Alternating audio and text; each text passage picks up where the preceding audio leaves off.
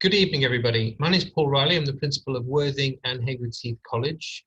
I'm delighted to welcome you to the Parents and Carers Evening for Year 12 students this year for both Haywards Heath and Worthing.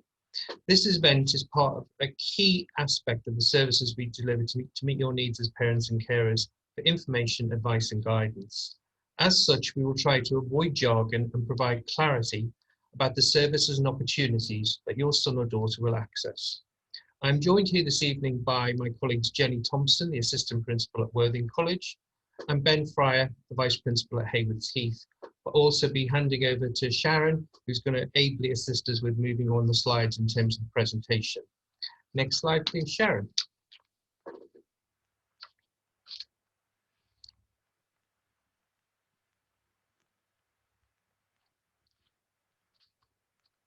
Slight delay on the slides. Are you with us, Sharon?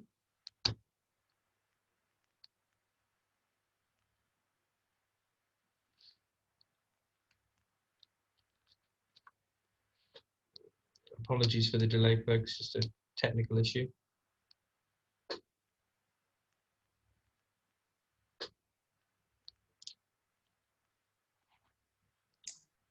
Paul, should we carry on and the slides can catch up? We're just ongoing now. The slides are up with us.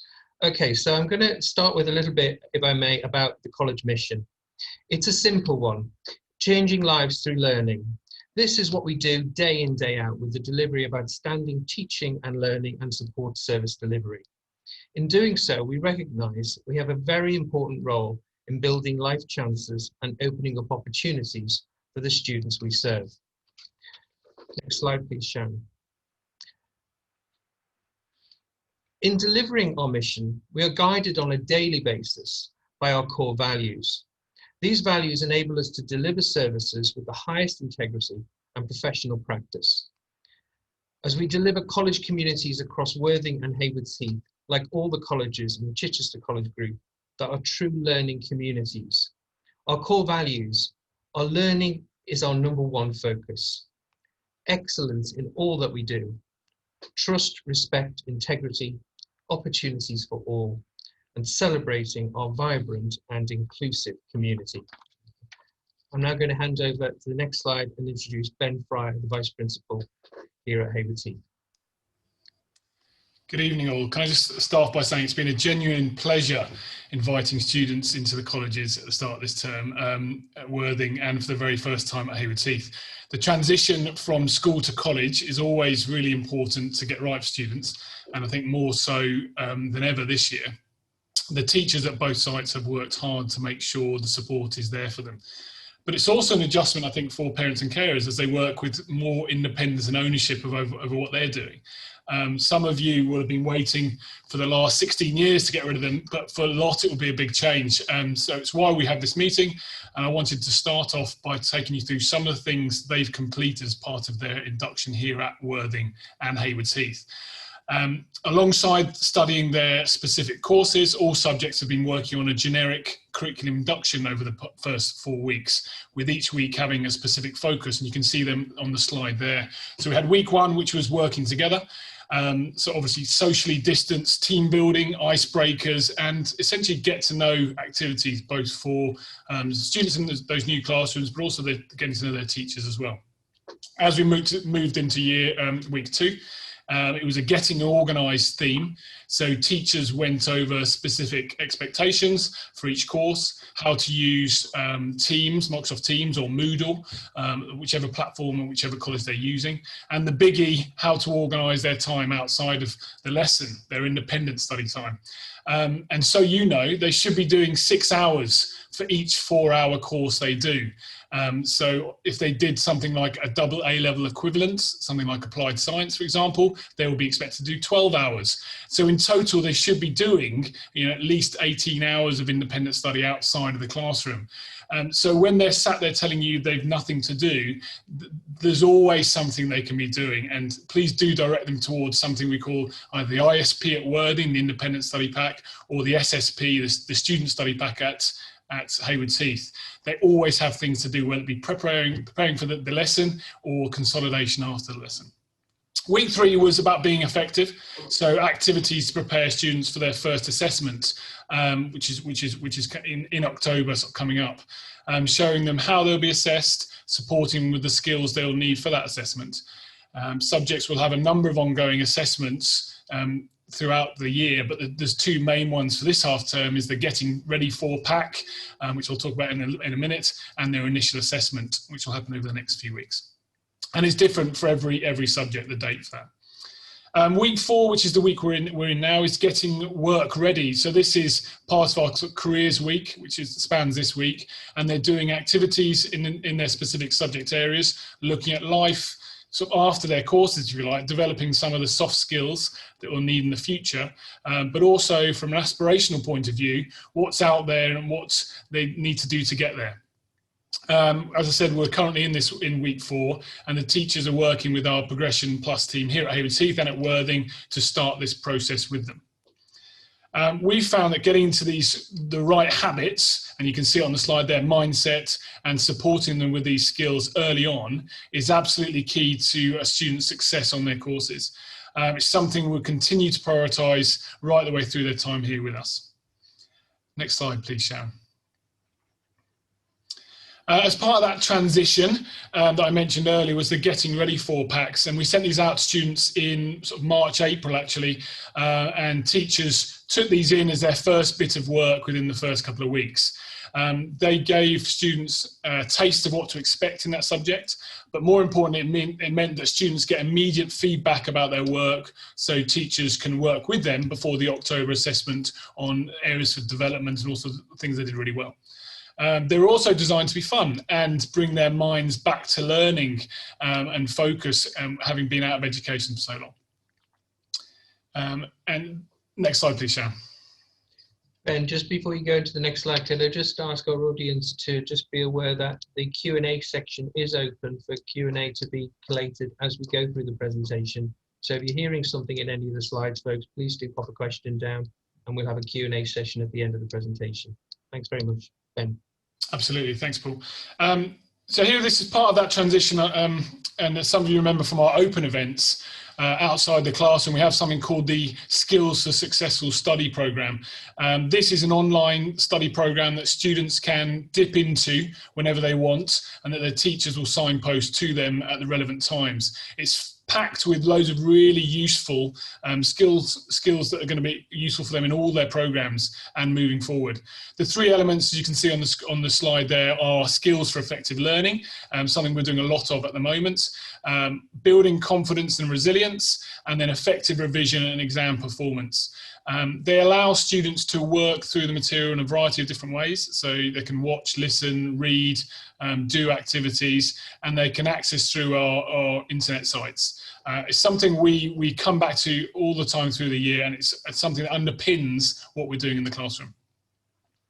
Lots of things essentially for them to get back into the swing of things, but also to set them off on a really positive trajectory for the next 2 or 3 years of study. I'm going to pass over to Jenny now, our assistant principal at Worthing, who's going to take you through some of the specifics of what's been happening with teaching, learning and assessment.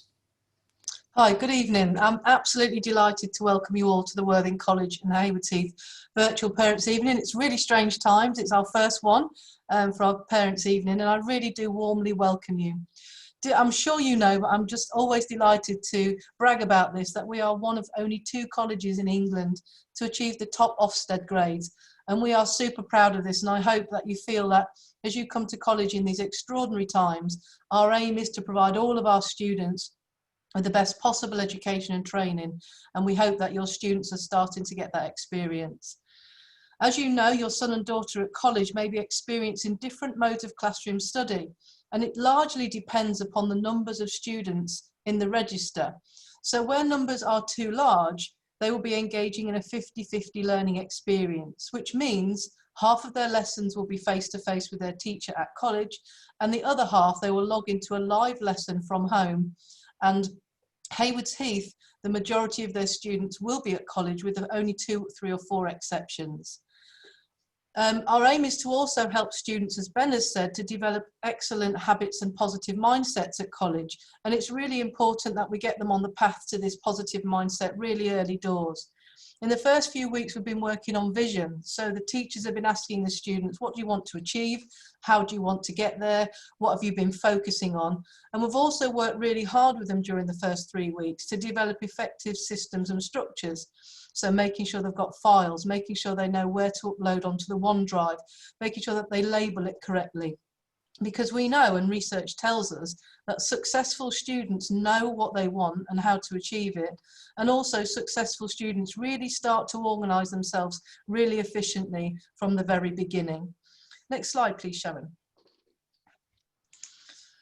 This year, what is new to us is an ACES programme, and it is a tutorial programme delivered by our senior tutors, and they are a 45-minute weekly workshop, and they cover a range of topics such as money matters, mental health, employability. And the tutors, which work underneath the ACES programme, support students with their studies. They're their main point of contact in the college. They also work really hard to give the student the appropriate information, advice and guidance. They also monitor attendance and their punctuality, and they help students and support them to get back on track if things are going a little bit not to plan. And as you know, we're working so hard to keep our community safe. We really are doing our bit to make sure that we keep our students in college, our teachers are well, and we can really kick on to get our students the best possible experience. And we are working really hard to maintain and support the hands, face, space mantra that the government have been promoting. We've got multiple hand sanitisation stations and cleaning processes around the college. We've got a really well implemented one-way system, and we are enforcing the wearing of masks. And where exemptions are in place, we are expecting students to wear lanyards, so we don't have to keep asking them, and we do know that their exemption is there for their safety and ours as well.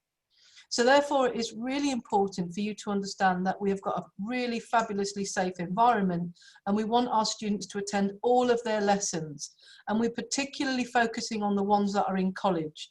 We don't support students working from home, and it's important if a student is unwell that they email the college absence line, and the tutors will follow up with students who have cited COVID symptoms for their absence. So we really appreciate your support in reiterating these guidelines, because if we all stay safe and we do our bit, we certainly will help combat the virus, and we're going to achieve our mission, which is prepare our students and inspire a generation to be global citizens. And we really want to make sure that by the end of their college time here, that we get them on the road to wherever they want to be.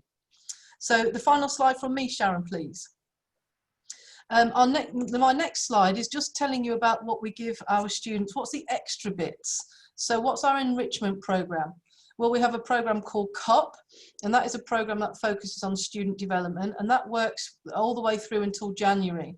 And they are for students that are looking to have early applications to university, and perhaps students that want to really extend their writing, that will give them a leg up with any Russell Group university.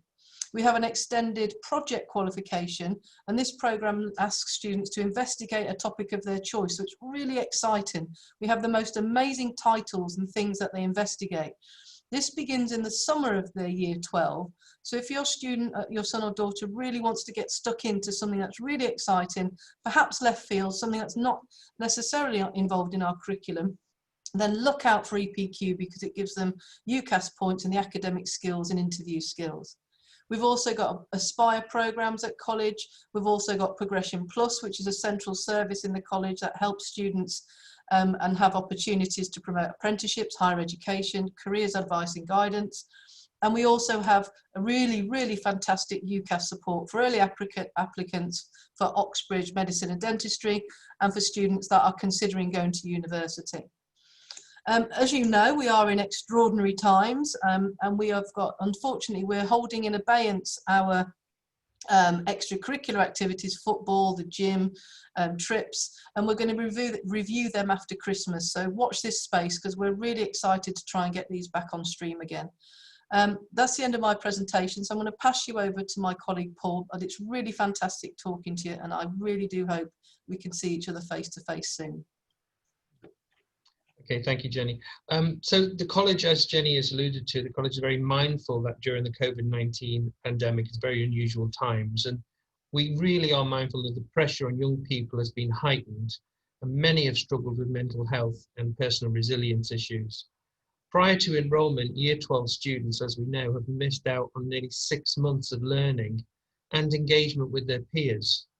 We recognise the challenge of responding to this in building our new college communities to ensure your sons and daughters develop successful relationships quickly with their peers and supporting them with their staff relationships as well. Creating a culture of inclusiveness and communication to ensure all student concerns can be addressed quickly, providing a safe environment which encourages students' self-worth and self-belief, and also promotes the importance of mental health and well-being. We also have a clearly defined strategy in place for supporting our students in terms of their mental health and well-being, encouraging students to connect with others, be active, keep learning new skills, give to others as volunteers, and be mindful and conscious about their own feelings about their own health and well-being. All these are part of the 5 Ways to Wellbeing framework, which we adopt within our individual strategy here across the Chichester College Group and in individual campuses. Next slide, please, Sharon. We do value your engagement in your sons and daughters' education as parents and carers. We see you as true ambassadors for the mission, values and services we deliver, and hope that you can work with us to deliver happy and successful students who maximise the opportunities our college staff can offer and our college community can offer. But if you do have concerns, please let us know quickly via your son or daughter's tutor or teachers, so that we might address those issues quickly in a timely manner and overcome any barriers to the success as much as possible and as quickly as possible. So that concludes, ladies and gentlemen, our individual slides. We have one final slide next up, which is any questions, please, Sharon. And what we're actually going to do now is actually revert to the Q&A, which has been posted during the presentation. And myself, Ben and Jenny are going to interlock between answering some of these questions. I'm going to start, if I may, with an interesting technical question about what is the average class size? Well, given the fact that in terms of Haywards Heath, it's obviously just the first year of service, and we've actually recruited around 300 students, the average class size is very low compared to normal post-16 provision. It's about 9.5 to 10 students in total in terms of the actual percentage figure. What we're also looking at Worthing is around a 17 average class size in terms of the latest statistics coming through. So that's one I've just picked up and answered there. Ben, one from you? Yeah, thanks, Paul. I'm just going to pick up this from Suzanne Dick, actually. Can you please confirm the amount of independent study the students should be doing outside of college hours? Is this 18 additional hours? It is absolutely that, Suzanne, and actually it's a really important part of their learning takes place outside of the college. I always think of it, you know, as kind of 3/3. So a third of their learning is in the classroom, and the other 2/3 happens, you know, either before the lesson or after it. So we're looking at 6 hours for every A level. So if it's 3 A levels, 18 hours, but also if it's an applied subject like a BTEC or a CAMTEC where they're doing a double or a triple, it would be the same equivalence for that. Now there's obviously different times in the year when they might do more or slightly less than that, but they have something called, as I said earlier, the SSP, the Student Study Pack, or the ISP at Worthing, where they know exactly what they've got to do and when. So it's really important they utilise that time. Some do it with inside college, and some will be more happy to work at home, but they've always got something they should be doing. Thanks for your question. Jenny, do you want to pick up one? Yeah, thank you. Robert, this is from you. Will the virtual lessons at Worthing be permanent, or will students have a chance to have lectures in person? Every single student at college has a chance to have a lecture in person, and there should be no student working from home for their full allocation of their lesson. We are trying our very best to get as many students as we can into lessons, and we're continually looking at ways in which we can do that. As a minimum requirement, students will be in lessons for half of a face-to-face. So if they've got 4 hours, they'll be in college for 2 hours, and they'll log in at home for 2 hours. But we are constantly trying to get the maximum occupancy, but of course maintaining the social distancing guidelines and the COVID procedures. So please watch this space, Robert. I'm sure things will be changing as we go along, and fingers and toes crossed that we can all get back to college in the very near future. Paul, over to you. Pick up one. It says, my daughter is finding it hard to meet new friends due to COVID restrictions. Will there be opportunities to meet up in some kind of social way? Jenny alluded to the fact that in terms of our enrichment program, there's some slight delay relative to the COVID restrictions. What we're actually doing is looking at enrichment kicking in after the October half term. And that will be real opportunity to actually engage in activities in and out of college as well for students to come together within their subject areas, but also outside of their subject areas. So they meet more students and start to build that community as we go. So hopefully your daughter will be able to pick up on that and participate in and out of the classroom and in and out of the college environment. Okay. Ben, pick up on the. Yeah, thanks, Paul. Question from, I think it's an A, so apologies if I've pronounced that incorrectly, but a student may feel conscious about wearing a lanyard or a badge to indicate a mask exemption. Can this be more discreet? Absolutely. So, I mean, the badge itself is very discreet. It's a very small, you know, that kind of size badge, and it is meant for that exact reason. That, to be honest, on a lot of the campuses, we're talking about quite small numbers, and I think staff and students will quickly know who those people are.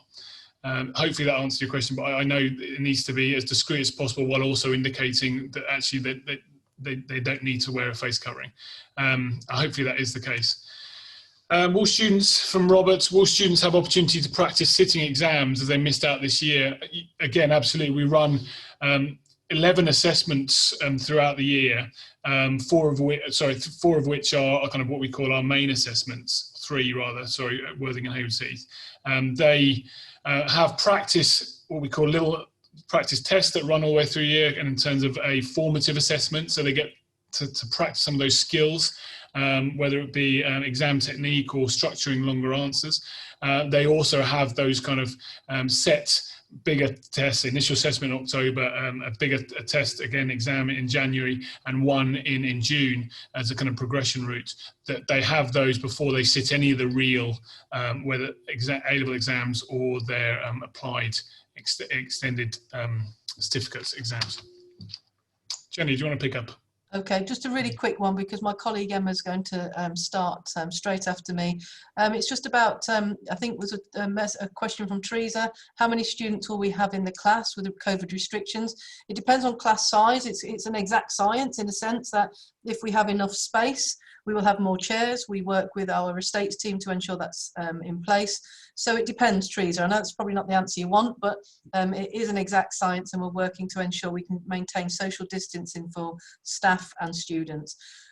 We will take up some of your questions if we've got time at the end, and if not, we will certainly have a look at the frequently asked questions. So without further ado, I'm passing over to my colleague Emma, and she'll be taking you through Bridging the Gap.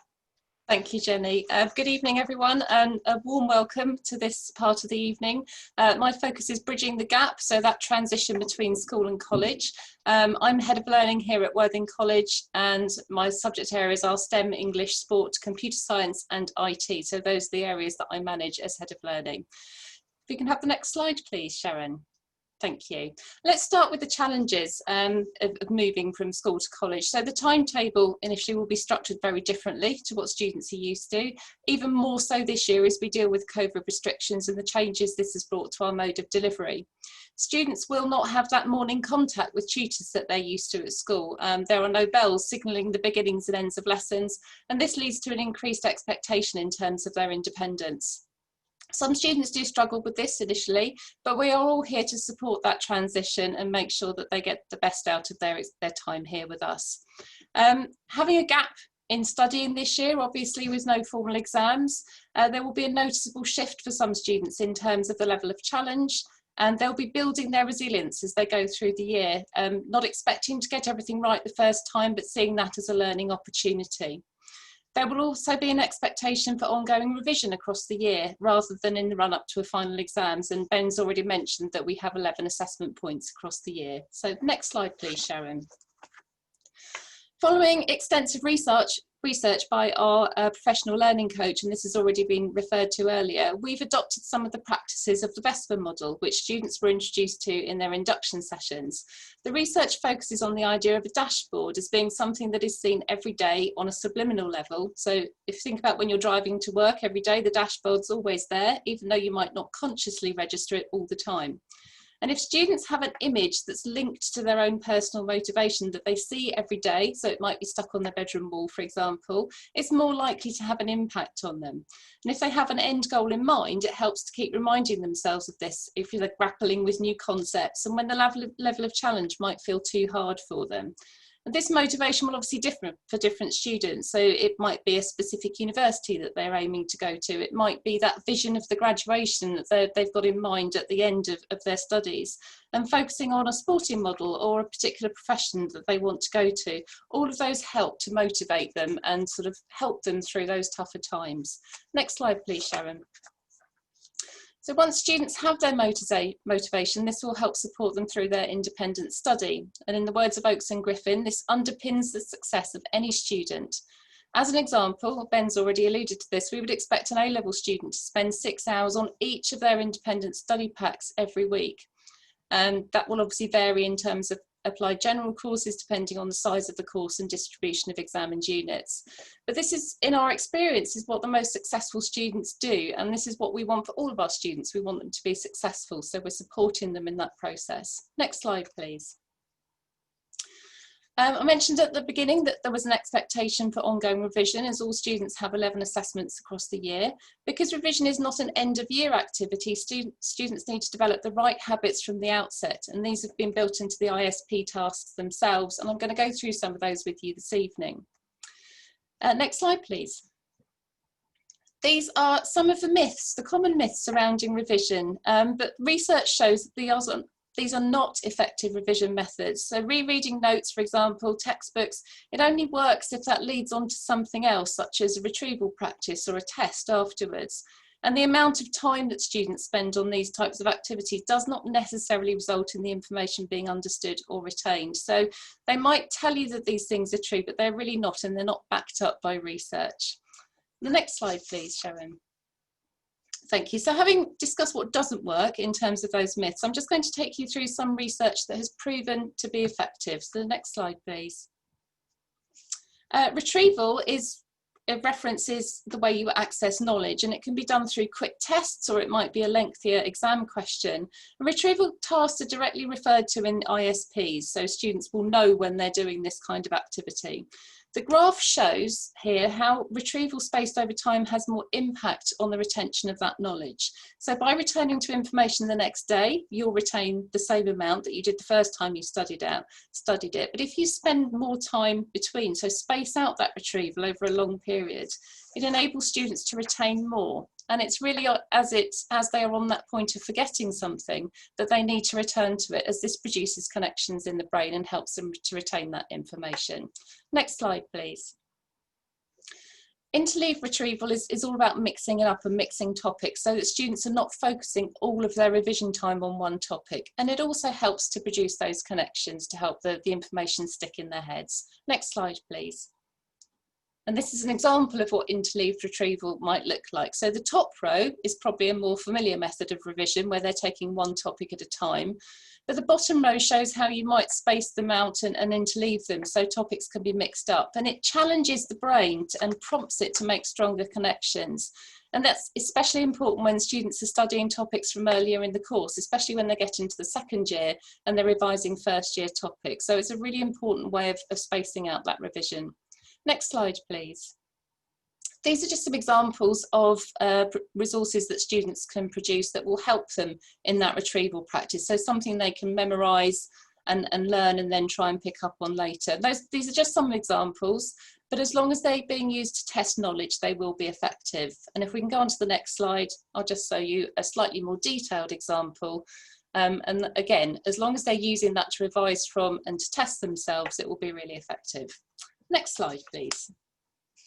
All of the methods I've just talked to are really about how students need to make links. So when you're connecting bits of information, that's when you start to learn things, and that's how you keep things in your head.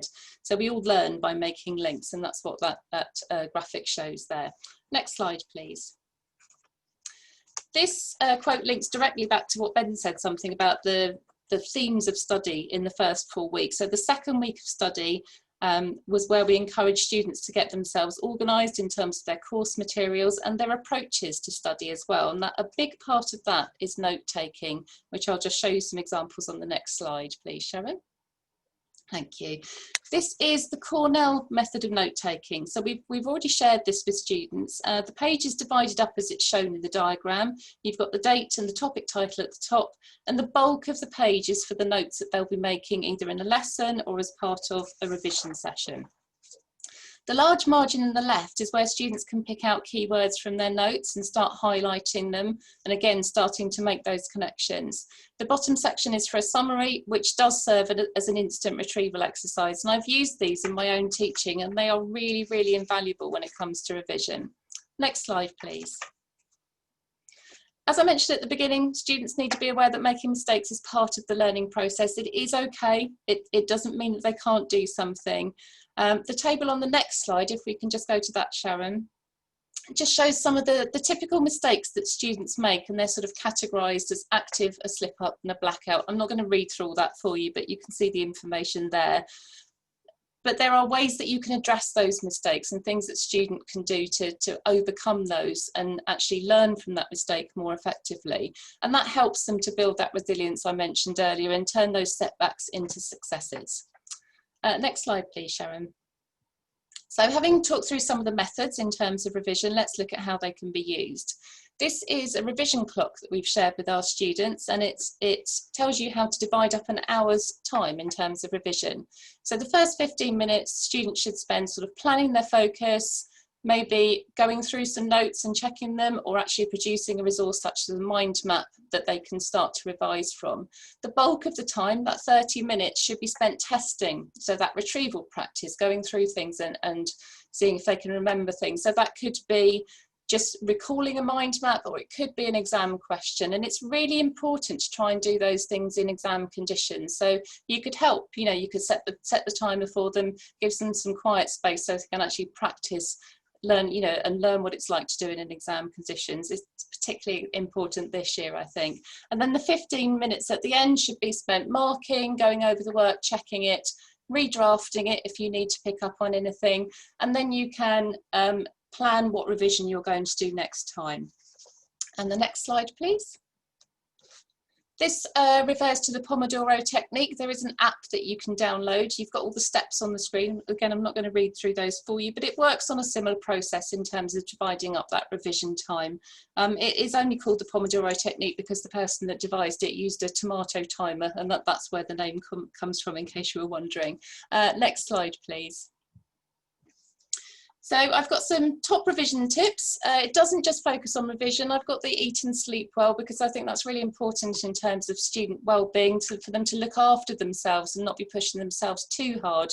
That night spent sleeping is much better than sort of trying to cram things in at the last minute, and it'll help them perform better. There's lots of different ways you can revise, quizzes and self-testing. I've particularly picked up on using flashcards there. And cue cards rather than just creating them. So I think the tendency for some students is to have a definition on one side, the term on the other. They'll quickly learn it, they'll pop it down, and then they'll sort of they'll say what they think the definition is, flip it back over and check, and then say, oh yeah, I got that, I was nearly there. It's much more effective if they write that definition down and test themselves against what the original was, because then they'll know whether they've actually learnt it or whether there are things that they need to pick up on. Just a minute is a quiz that you're probably familiar with, so you need to speak for a minute on a topic, and they can do that when they're revising. You can join in and set the timer for them. The idea is that they don't repeat or hesitate or deviate from the topic, and that's kind of fun way to learn some things and get those fixed in their heads. And preparing to teach, we all learn when we're teaching somebody else. So if you ask them to teach you about a topic that they're struggling with, the process that they'll go through in working out how to explain something to you, and the the things that they need to look at to revise that will really help them to secure that information for them. So you've got past questions, model answers, all of the graphic organisers that I showed you, and the revision clocks and things, and all of those things are really good ideas when it comes to revision. Next slide, please. I'm just going to skim over these points really briefly. You can help a lot in terms of setting time, in terms of finding out what they're struggling with, and knowing something about the best ways to revise is the way that you can help. Please don't do it for them. It's not going to help them in the long run. And if they start working on these things now and keep going with that revision as an ongoing process, it will make a lot of difference later on, especially as they've got assessments coming up in October and December. Start revising now and going over the things that they've already covered. Thinking about how to revise is really important. It's not just the fact that you're doing it, but how you're going to do it, and making sure you've got the right methods in place, because the more you do that, the better you'll be and the better the students will be. So your sons and daughters are unique in so many ways, but please don't allow them to convince you that those myths are true, because they really don't apply and the research doesn't back them up at all. So just going on to the last slide. I've put some resources on a Padlet, so the link is there and the QR code will take you to those resources. So some of the things I've talked through, you can go back and look at in more detail, which brings me to the last slide where I can find out if there are any questions that people would like to ask. So thank you for listening.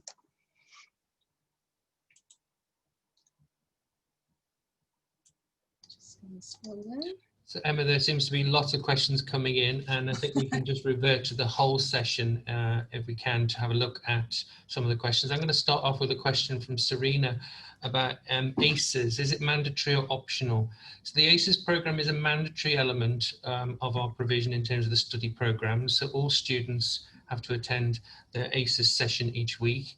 They say the ACES is around attitudes, choices, and employability and skills, and we believe it to be an absolutely fundamental part of our provision to support students in delivering that mission of changing lives through learning, and making sure that we're going above and beyond the syllabus specifications to stretch students and develop them over time. So that's a definite yes in terms of the mandatory nature of that provision. Can I also pick up on one around from Sally Jones? Will you be offering visits to university this year, please? Sally, everything is COVID dependent in terms of restrictions, particularly about giving the accessibility to universities and their individual choices they're making on each campus. One thing is clear, we will make sure that any availability is signposted to students, and wherever we can do group visits and whole campus visits, we will put that in place in conjunction with the universities and their outreach teams directly. Okay. Ben, anything you'd like to pick up?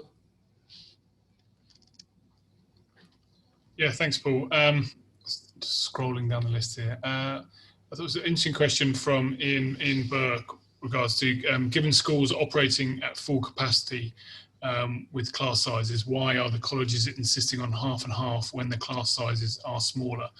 And there's a few different parts of this probably that obviously we're following FE College's guidance, government guidance on opening, and ensuring we're keeping students and staff safe, which is the #1 priority, alongside still trying to deliver, a quality education for them and all the other things that college has to offer.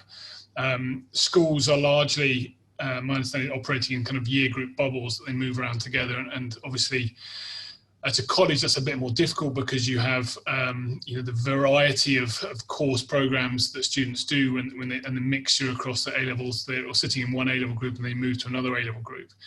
So there's a lot more mixing in that sense. So what we decided as a group and following that government guidance is that we would ensure we could socially distance 2 meters in a classroom, and so where that's not possible at Haywards Heath, in very few instances we are actually splitting them across 2 rooms next to each other, or at Worthing offering a kind of blended learning approach where they have half of their lessons online. I hope that answers it. It's not, it's not the ideal, it's not what we want at all, but we are trying to, follow the government guidance and put on the best education system we can for those learners. And it's not how we would have it, but it's what we are stuck with at the moment, I'm afraid. Is there anything else here? My daughter says she has not met her tutor or been emailed yet, so slightly concerned. Thank you. That's an anonymous attendee. She absolutely should have done. So as part of the ACES delivery, she should have met a tutor as part of that 45 minutes every week.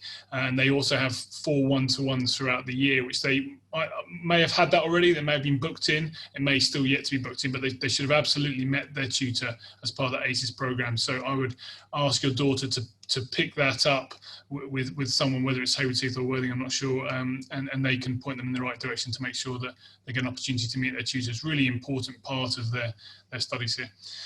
Jenny, did you want to pick up on any ones? Yep, we've got one here from anonymous person. If a student is unwell for class but joins in online, are they still regarded as sick? You will need to liaise with your teacher to make sure that they understand why you're not at college. If it's a one-off, then of course not, we're not going to regard you as sick, but there is an expectation that you do come to college. But if you're unwell for a one-off lesson, then it'd be brilliant if you joined in online, but just liaise with your teacher so they know where you're at. And don't forget to contact the absence line so we can just keep an eye on it. Last question before I pass on to Emma. Is it possible for students to start the EPQ before the summer term in year 12? It's certainly possible for you to start investigating what topic you want to do. So you might have a topic in mind, so start reading around it, having a look at different books, different literature reviews, but the teaching won't begin until the summer term because the current teachers are delivering the programmes to the year 13s and they go back into the mix in year 12. So Emma, no, just move down. I've lost the person now, but please feel free to really start investigating it and get your teeth stuck into something that you really, really like the look of. Over to you, Emma. Thank you. Well, it just remains for me to say thank you for attending and watching our virtual event. We hope it's been informative and we've answered as many of your questions as we can. Obviously, we'll come back to any questions we haven't managed to answer live and put out a document for that. And the recording will be going on the website. So if anybody has missed any part of it, then it will be available later. So thank you to everybody else for your contributions this evening. And that concludes our presentation. Thank you very much. Thank you. Thank you. Good night. Good evening.